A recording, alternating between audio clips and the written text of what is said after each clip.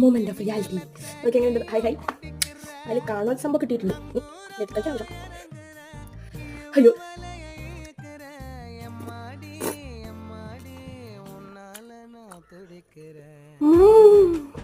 So the award goes to Jalaja. ഞാൻ കാണിച്ചിട്ടൊന്നുമില്ല, but nice.